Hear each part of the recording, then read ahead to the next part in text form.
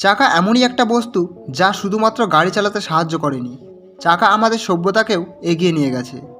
আজ মোটর গাড়ি, aeroplane, train সব জায়গায় চাকার ভূমিকা অপরিসীম।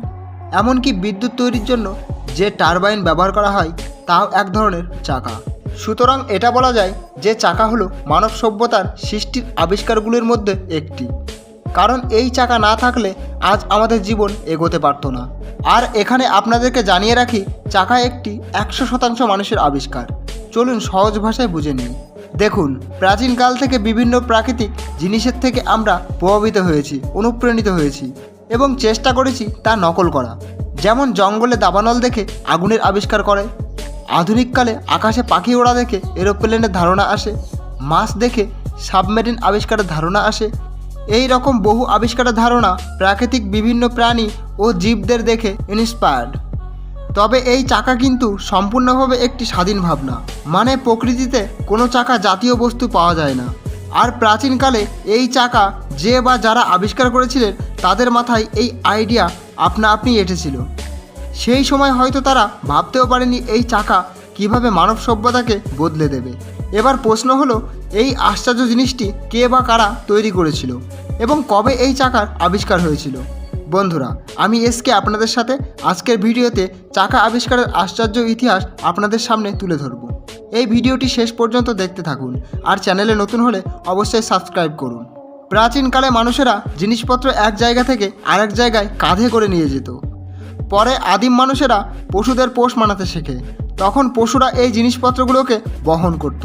কিন্তু পরে যখন চাকার আবিষ্কার হয় তখন চাকা দিয়ে পশু টানা গাড়ি বানানো হয়, যেমন গরুর গাড়ি, ঘোড়ার গাড়ি। তবে আপনি জানলে অবাক হবেন, এই চাকার আবিষ্কার কিন্তু গাড়ি বা বহনের জন্য হয়নি। প্রত্নতত্ত্ববিদরা মাটি খুঁড়ে আজ থেকে প্রায় 6000 বছর পুরনো চাকা পান। তারা পরীক্ষা করে দেখেন সেই সময় মেসোপটেমিয়া সভ্যতার এই চাকা মাটির পাত্র বানানোর জন্য ব্যবহার করা হতো। তারা এই চাকা পা বা হাতের সাহায্যে ঘুরিয়ে মাটির পাত্র বানাতো। ঐতিহাসিকরা বলেন, যেই সময়কালে প্রাচীন মানুষেরা চাকার সাহায্যে বিভিন্ন মাটির পাত্র বানানোর কাজ শিখেছিল, ততদিনে মানুষ গ্রাম বা নগরে থাকার প্রক্রিয়াও শিখে ফেলেছিল। তারা চাষ আবাদ করতে জানতো, জলপথে যাত্রা করার জন্য ডি বানাতে শিখেছিল, কাপড় সেলাই করার জন্য সুই, বাঁশি, ঘরের ছাউনি এবং বহু জিনিস ততদিনে আবিষ্কার হয়। আর এই জিনিসগুলো কিন্তু চাকা আবিষ্কারের আগেই বানিয়েছিল।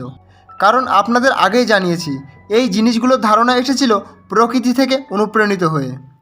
যেহেতু চাকা জাতীয় কোনো জিনিস প্রকৃতিতে আগে থেকেই ছিল না, ফলে চাকার আবিষ্কার তুলনামূলকভাবে অনেক দেরিতে হয়। তবে চাকা আবিষ্কারের পর তা দিয়ে মাটির পাত্র নির্মাণের কাজ হলেও এই চাকা দিয়ে যে একটি বহন বানানো যায় সেই ধারণা কিন্তু তখনও আসেনি। দুটি চাকাকে একটি নির্দিষ্ট দূরত্বে রেখে তাতে ছিদ্র করে একটি সোজা লাঠি জুড়ে দেওয়া, এই ধারণা আসতে অনেক বেশি সময় লেগেছিল।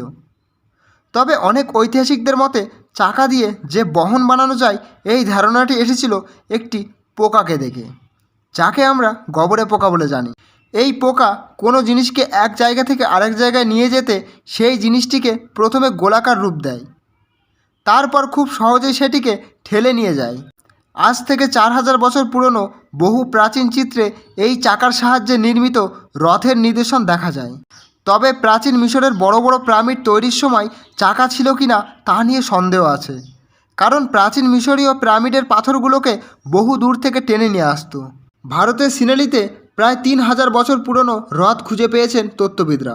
ফলে এটা থেকে বলা যায় চাকা আবিষ্কার এবং তা দিয়ে বহন আবিষ্কারের ধারণা কিছু কিছু সভ্যতায় অনেক আগে থেকেই পাওয়া যায়, আবার কিছু কিছু সভ্যতায় অনেক পরে দেখা যায়। কারণ সেই সময় আজকের মতো যোগাযোগ ব্যবস্থা উন্নত ছিল না, মানুষ এক জায়গা থেকে অন্য জায়গায় যেত না, ফলে টেকনোলজির বিকাশও খুব ধীর গতিতে হয়েছিল। তবে এই চাকা যে শুধুমাত্র বহন ও মাটির পাত্র বানানোর জন্যই ব্যবহার হতো তা কিন্তু না। এই চাকা দিয়ে জাতাকল বানানো হতো, যাতে গম, যব, ভুট্টা জাতীয় শস্য পেশাই করা হতো।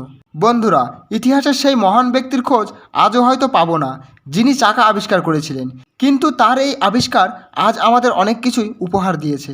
তো বন্ধুরা, কেমন লাগলো ভিডিওটি কমেন্ট বক্সে অবশ্যই জানান। ভিডিওটি ভালো লাগলে একটি লাইক করে দিন।